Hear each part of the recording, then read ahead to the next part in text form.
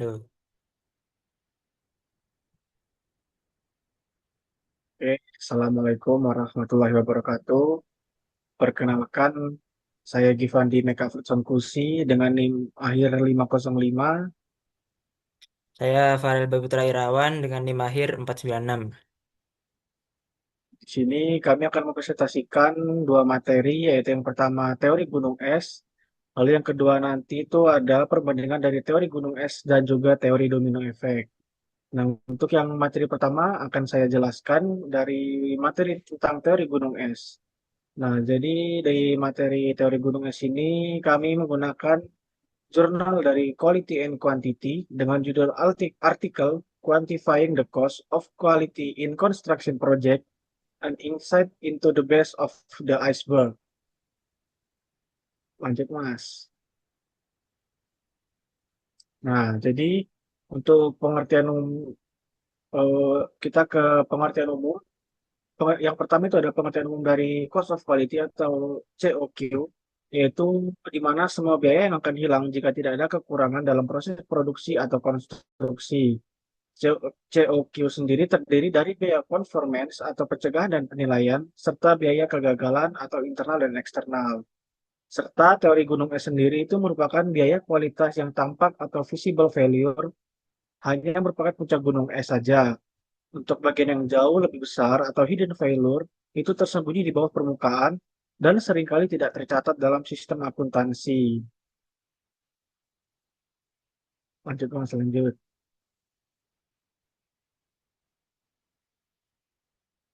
Nah, untuk menurut pendapat para ahli itu ada di sini ada enam. Yang pertama dari jurang, itu COQ mewakili semua biaya yang akan lenyap jika tidak ada kekurangan dalam proses. Lalu dari Feigenbaum itu biaya kegagalan yang tampak selalu diikuti oleh biaya tersembunyi yang jauh lebih signifikan. Lalu dari Rosenfeld, itu investasi cerdas dalam COQ dapat menghemat porsi signifikan dari biaya akibat kualitas buruk. Dari Sales et al, yaitu HF adalah biaya yang umumnya tidak diperhitungkan atau tidak dicatat dalam laporan keuangan. Lalu dari Mas Wama et al. Itu hidden failure dapat menyerap hingga 40% dari pendapatan perusahaan konstruksi. Dan yang terakhir dari Giacatis et al. Yang dimana biaya tersembunyi 3 kali lebih besar dari biaya kualitas tradisional yang terlihat. Nah, lalu di sini pembahasannya itu ada tiga, yaitu ada model PAF atau Prevention, Appraisal, and Failure.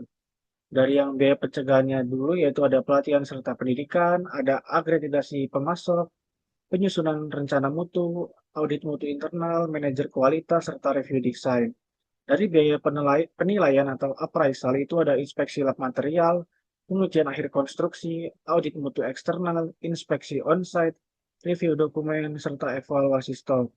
Lalu dari biaya kegagalan atau failure yaitu rework dan perbaikan, scrap dan demolisi, lalu variasi akibat kegagalan, pemborosan material, garasi dan komplain, serta denda non-conformance. Nah, lalu dari case study yang di artikel ini itu ada dari 25 proyek bangunan di Pakistan.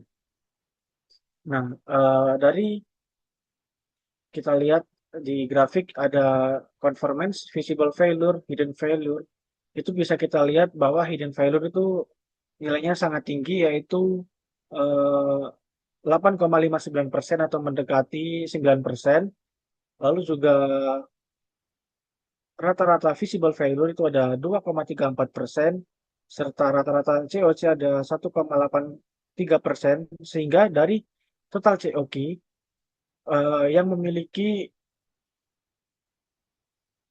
biaya terbesar dari penyebab iceberg ini tuh ada dari hidden failure, yaitu sebesar 8,59%.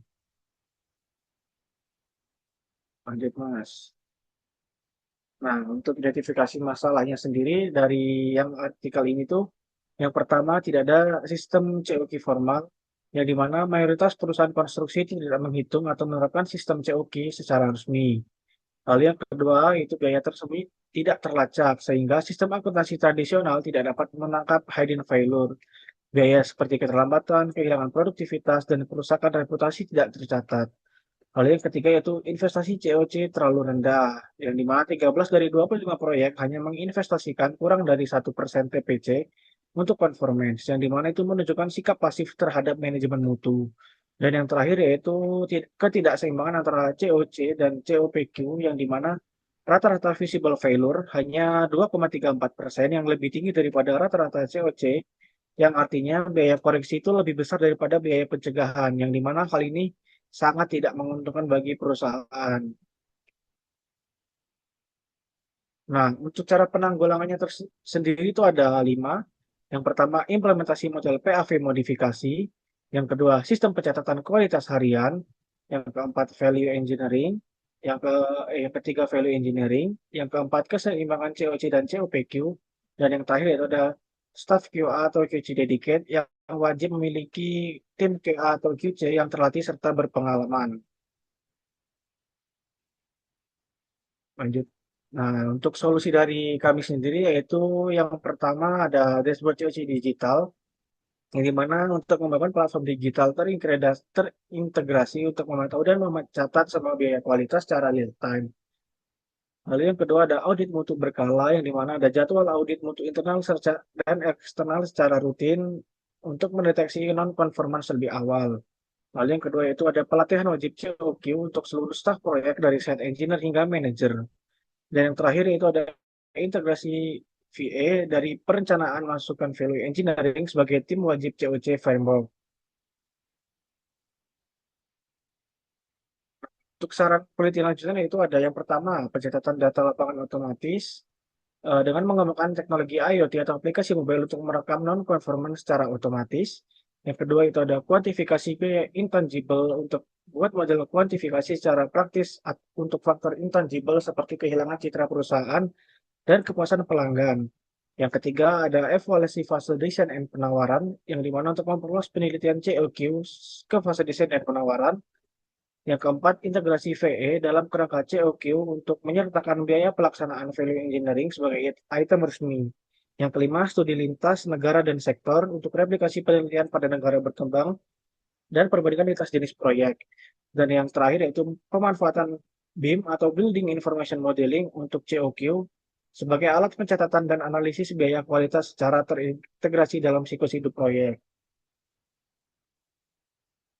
Nah, untuk referensi yang kami gunakan di sini ada dari Kadim, itu ada artikel yang kami gunakan, serta referensi di bawahnya itu hanya sebagai pelengkap untuk eh, pengertian umum dari beberapa ahli. Jadi untuk presentasi tentang materi teori gunung es, saya cukupkan sampai di sini. Apabila ada salah ataupun kurang kata, saya mohon maaf. Lalu untuk materi selanjutnya, yaitu tentang perbandingan teori gunung es dan teori domino effect, akan dijelaskan oleh teman saya, Farel. Oke, baik, saya akan menjelaskan tentang komparasi antara cost of quality dan CSR performance. Jadi fokusnya di sini adalah membandingkan teori, kelebihan, kekurangan, serta solusi dari kedua penelitian tersebut. Nah, di sini ada kedua jurnal.